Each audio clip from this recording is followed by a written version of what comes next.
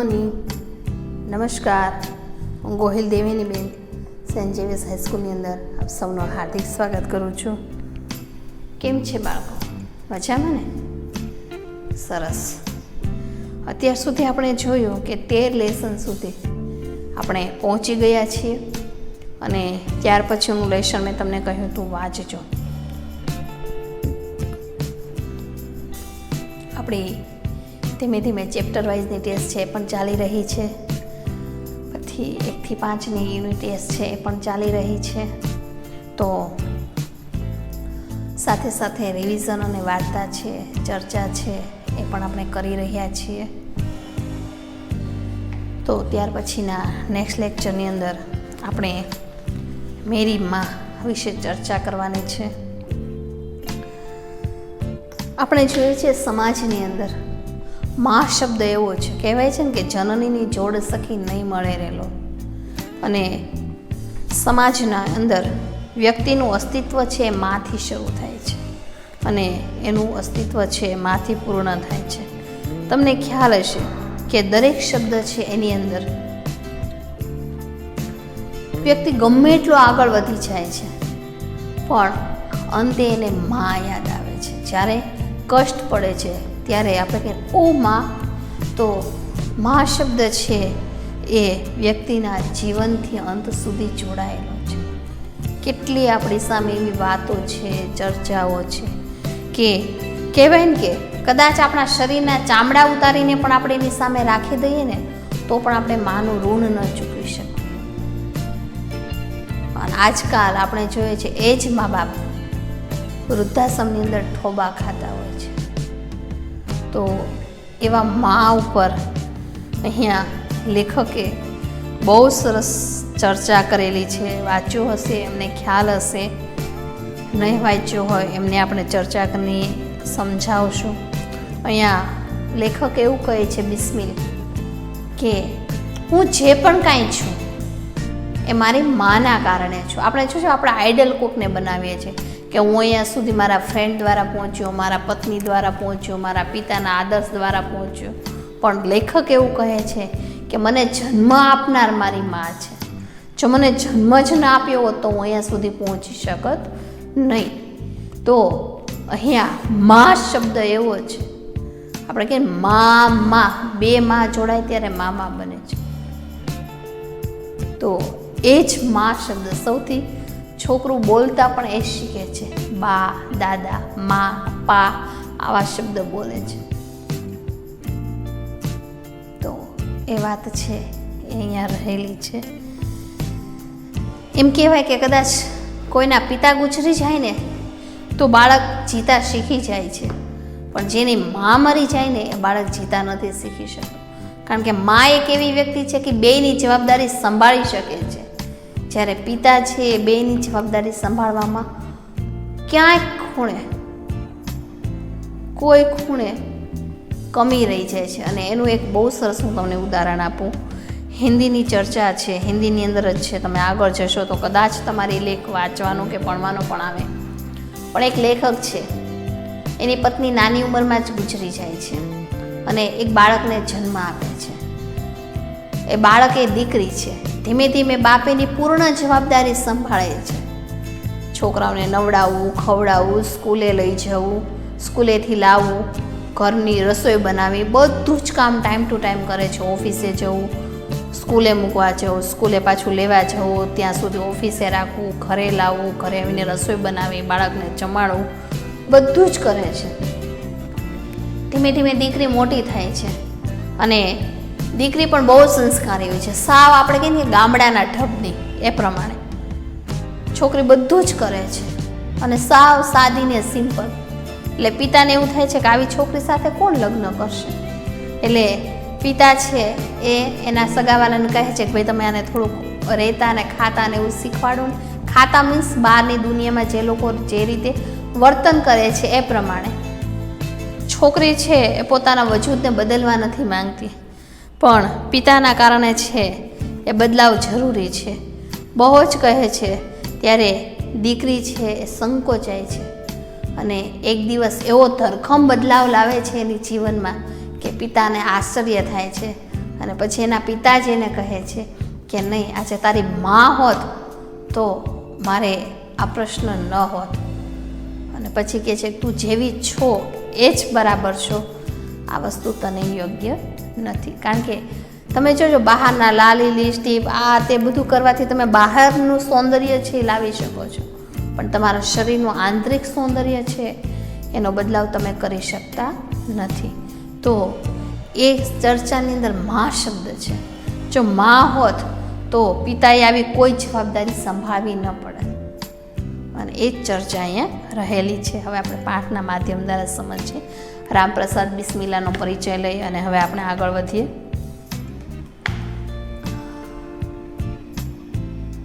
उनका जन्म 1887 और निधन 1987 में शाहजहांपुर में हुआ है.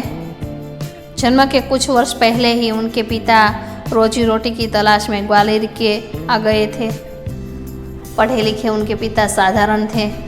कचहरी में सरकारी स्टाइपेंड बेचकर परिवार का लालन पालन करते थे.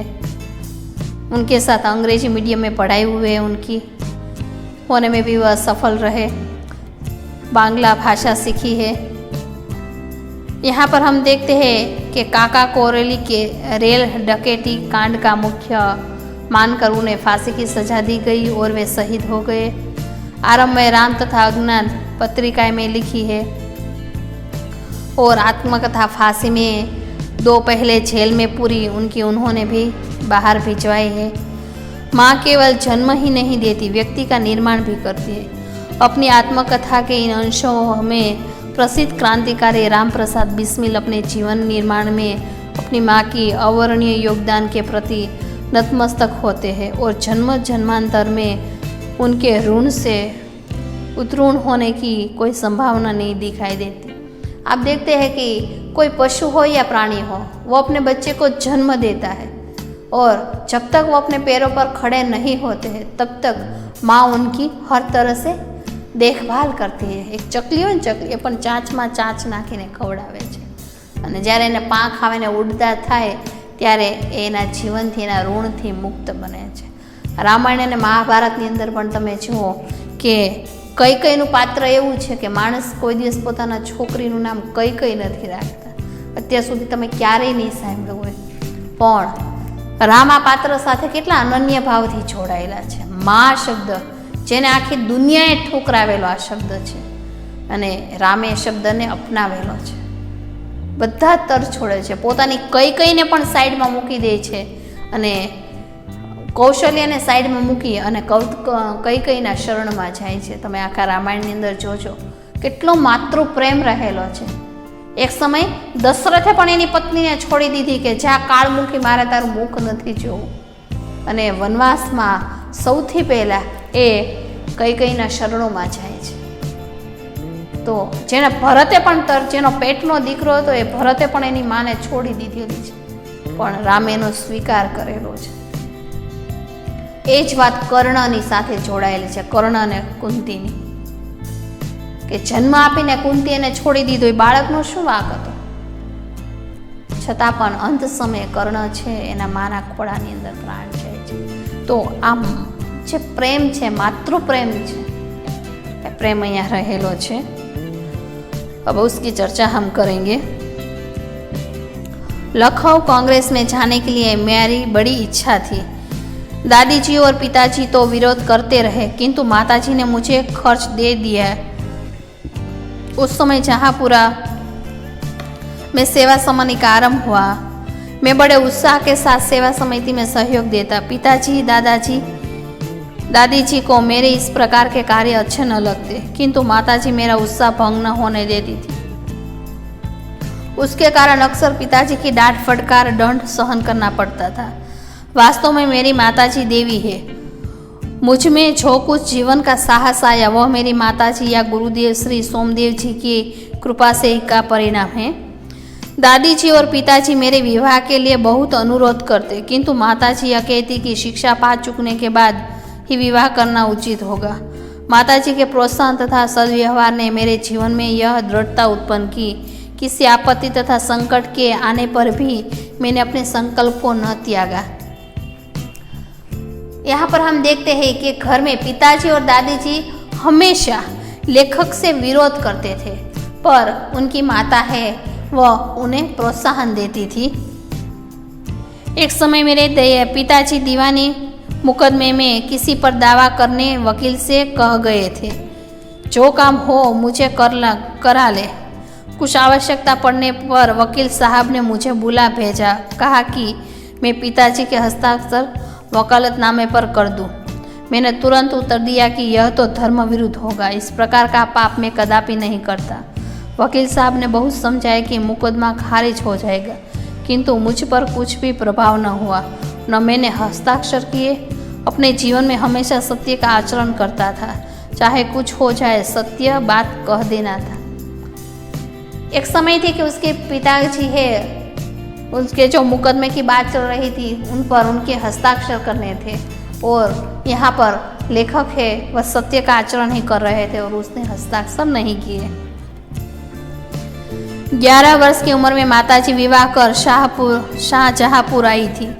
उस समय वह नितांत अशिक्षित एक ग्रामीण कन्या के समान थी। थोड़े दिनों बाद दादी जी ने अपनी छोटी बहन को बुला लिया। उन्होंने माताजी को गृह कार्य सिखा दी। थोड़े दिनों में माताजी ने घर के सब काम काज समझ लिए, पहुँचदानी का ठीक ठीक प्रबंध करने लगे। मेरे जन्म होने के 5-7 वर्ष बाद उन्होंने हिंदी पढ़ना आरंभ किया। पढ़ने का शौक उन्हें खुद ही पैदा हुआ था। मोहल्ले की सखी सहेली जो घर पर आया करती थी, उन्हें में जो शिक्षित थी माताजी उन्हें अक्षर बोध करती थी। जो शिक्षित थी उनके साथ ही रहकर वह पढ़ लेती थी। इस प्रकार घर का सब काम कर चुकने के बाद जो कुछ समय मिल जाता उसने पढ़ाई लिखना करती थी। जो समय बचता उसमें वह पढ़ लिखा करती थी। परिश्रम के बल से थोड़े दिनों में ही देवनागरी पुस्तकों का अध्ययन करने लगी। मेरी बहनों को छोटी आयु में माताजी की शिक्षा दिया करती थी। जब मैंने आर्य समाज में प्रवेश किया, माताजी ने खूब वार्तालाप होता। उस समय की अपेक्षा अब उनके विचार में कुछ उदार हो जाए। यदि मुझे ऐसी माता न मिलती तो मैं भी साधारण मनुष्य के भांति संसार चक्र के फंसकर जीवन में निर्वाह करता है। साधारण की तरह कि जन्म लेते हैं, खाते हैं, पीते हैं, बड़े होते हैं, घर के जिम्मेदारी संभालती है, फिर इस संसार को छोड़कर चले जाते हैं। तो सामान्य निर्वाह है उसमें पिस कर रह जाते हैं। तो यहाँ पर हम देखते हैं कि बिस्मिल्लाह की जो माँ है वह नाजुक आयु में भी विवाह कर यहाँ आई है और दादी और छोटी बहन को बुलाकर उनके सब काम काज सिखाती है और बहुत सारे काम है वो अच्छी तरह से सीखती है। उनके साथ साथ वह पढ़ाई भी अच्छी तरीके से करती है। और आगे हम देखते हैं कि लखनऊ में जब कांग्रेस ने जाने की बिस्मिल्लाह की बड़ी इच्छा थी, तो उनकी माँ है उन्हें सहारा देती है, उसे उद्बोधित करती है।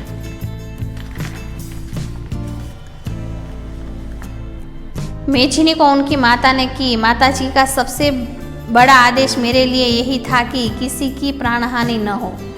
उसका कहना था कि अपने शत्रु को भी कभी प्राणदंड न देना। उसका कहना था कि कभी किसी की प्राणहानि न हो और कितना ही हमारा शत्रु पावर हो फिर भी हमें उसे प्राणदंड नहीं देना चाहिए। उनके इस आदेश की पूर्ति करने के लिए मुझे मजबूरन 2-1 बार अपनी प्रतिज्ञा भंग करनी पड़ी और इसी की वजह से मुझे अपनी प्रतिज्ञा है वह भंग करनी पड़ती है। यहाँ पर हम देखते हैं कि बिस्मिल्लाह की दादी है बचपन से ही उसके विवाह के लिए सोचती है, पर माताजी कहती है कि पहले पढ़ लिखना चाहिए, फिर उसकी हम जो उसकी इच्छा है वह करेंगे। और वकालतनामे की घटना में भी आप देखते हैं कि उनके पिता के हस्ताक्षर करने के लिए कहते हैं, पर वह साफ इनकार कर देता है। बिस्मिल्लाह कहते हैं कि यदि उन्हें ऐसी माँ न मिलती तो वह कभी आगे नहीं बढ़ सकते थे और इस संसार चक्र में ही पीसते रहते थे। जन्मदात्री का ऋण कैसा होना चाहिए? बिस्मिल्लाह कहते हैं कि इस जन्म में नहीं, अनेक जन्मों के प्रयत्न पर अपनी माँ के इस ऋण को वह नहीं चुका सकते हैं, क्योंकि हम कहते हैं कि किसी ना किसी पशु या प्राणी सबको अपनी माँ पर गर्व होना चाहिए।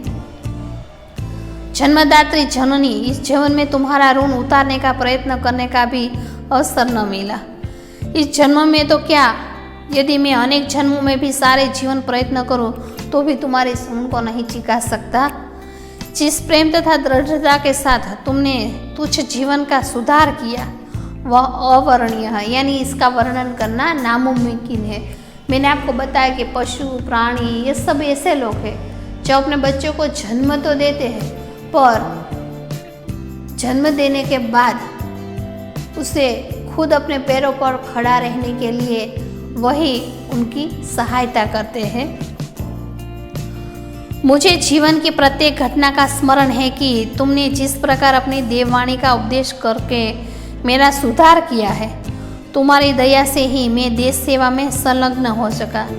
धार्मिक जीवन में भी तुम्हारे ही प्रोत्साहन ने सहायता दी, यानी तुम्हारे कारण ही आज मैं समाज में जिस प्रकार हूँ वह तुम्हारी वजह से ही हूँ कि जीवन को सुधारने का, देश सेवा में जोड़ने का जो सहयोग मिला है, जो धार्मिक जीवन को अपने जीवन से जुड़ाए रखा है वह तुम्हारे कारण है और इसका सारा श्रेय माँ तुम्हें मिलता है।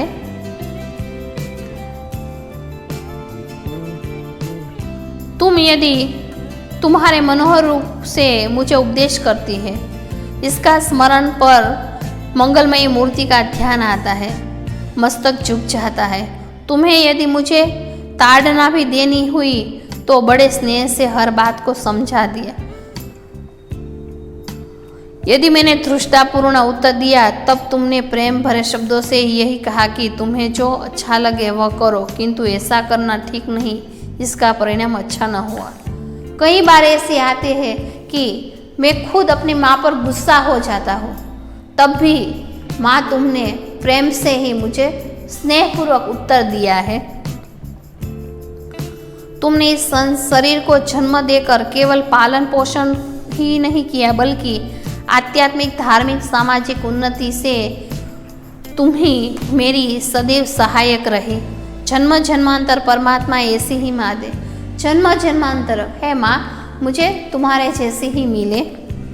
यहाँ पर हम देखते हैं कि अपनी माँ का आभार व्यक्त करते हुए कहते हैं कि उन्हें केवल लालन पोषण ही नहीं बल्कि आध्यात्मिक, धार्मिक, सामाजिक उन्नति में हमेशा वह सहायता मिली है। हर एक रास्ते में जब उसे संकट हो तब तुमने सहायता की है। अंत में केवल एक इच्छा शेष है। महान से महान संकट में भी तुमने मुझे अधीर नहीं होने दिया।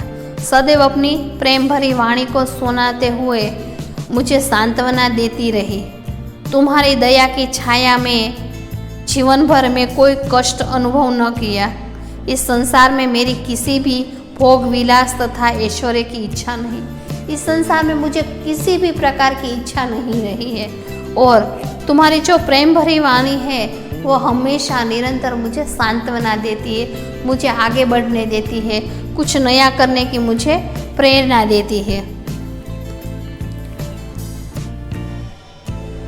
केवल एक इच्छा है, वह यह कि एक बार श्रद्धापूर्वक तुम्हारे चरणों की सेवा करने अपने जीवन को सफल बना देना चाहता हूँ। तुम्हारे चरणों की मैं सेवा करना चाहता हूँ। माँ, मुझे विश्वास है कि तुम समझकर धैर्य धारण करोगी कि तुम्हारा पुत्र माताओं की माता, भारत माता की सेवा में अपने जीवन की बलि देवी की भेंट कर गया और तुम्हारे कोख कलंकित न की अपनी प्रतिज्ञा पर दृढ़ रहा। उसने जो भारत माता की सेवा करने का दृढ़ संकल्प किया था, माता की माता यानी भारत माता है, उनकी सेवा करने का जो संकल्प था वह उसने पूर्ण किया। तुम्हारी कोख है उसको मैंने कलंकित न किया। जब स्वाधीन भारत का इतिहास लिख जाएगा तो उसके किसी पृष्ठ पर उज्जवल अक्षरों में तुम्हारा भी नाम लिखा जाएगा। गुरु गोविंद सिंह जी की अपनी धर्मपत्नी ने जब अपने पुत्रों की मृत्यु की खबर सुनी तो बहुत प्रसन्न हुए थी और गुरु के नाम पर धर्म रक्षार्थ अपने पुत्रों के बलिदान पर मिठाई बांटी थी। जन्मदात्री, वर दो कि अंतिम समय में भी मेरा हृदय किसी प्रकार विचलित न हो। तुम्हारे चरण कमलों का प्रणाम कर मैं परमात्मा का स्मरण करता हूँ, शरीर त्याग करता हूँ। आज उसी प्रकार जब उसने अपने बालकों का बलिदान पर मिठाई बांटी थी, आज उसी प्रकार मैं तुम्हारे चरणों में अपने प्राण है उसको त्याग करता हूँ। तो यहाँ पर बिस्मिल्लाह कहते हैं कि उन्हें जीवन में एक ही इच्छा रही है और जो इच्छा पूरी होती नहीं दिखाई देती। वह श्रद्धापूर्वक अपनी माँ के चरणों में सेवा करने की अपना जीवन सफल बनाना चाहते हैं। अब उसके बदले उन्हें किसी भी उसकी मृत्यु की दुख भरी खबर सुनाई जाए।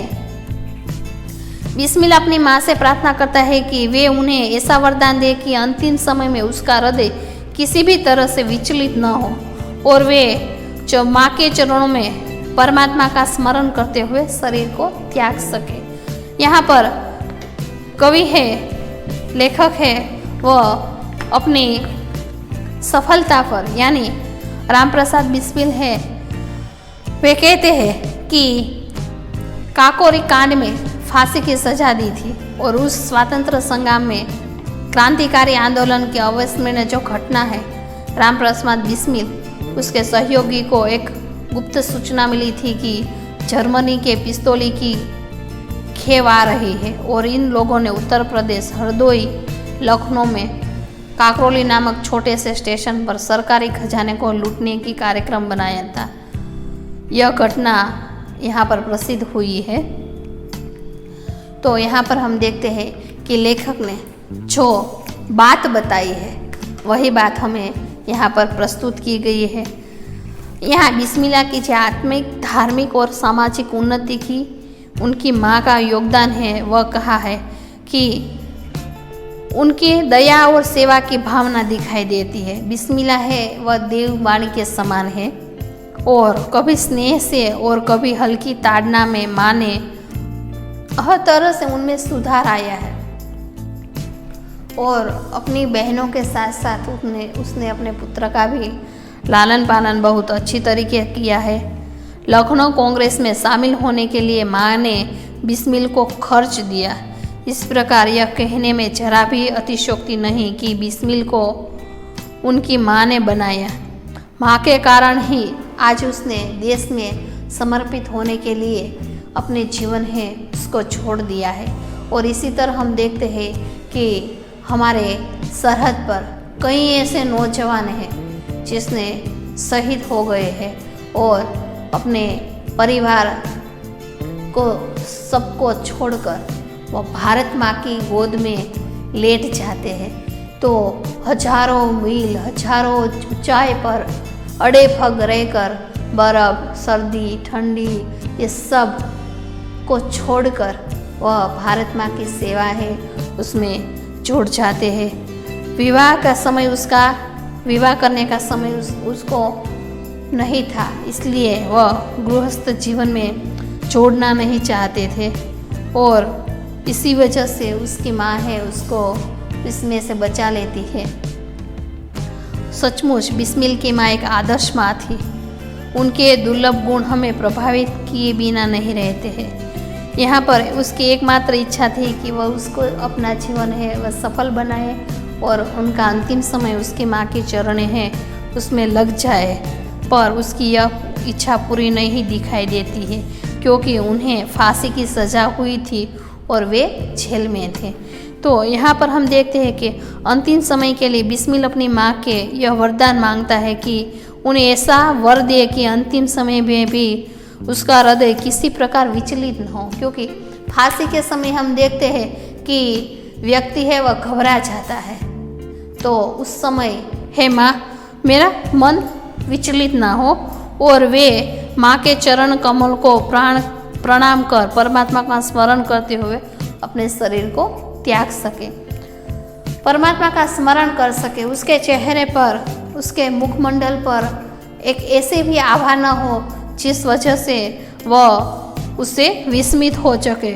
जिस तरह गुरु गोविंद ने पुत्रों ने गुरु के नाम पर धर्म की रक्षा करते हुए अपने प्राण त्यागे थे, तब उसकी पत्नी है उसने यह खबर सुनी थी कि उसका सिर गर्व से ऊंचा हो गया।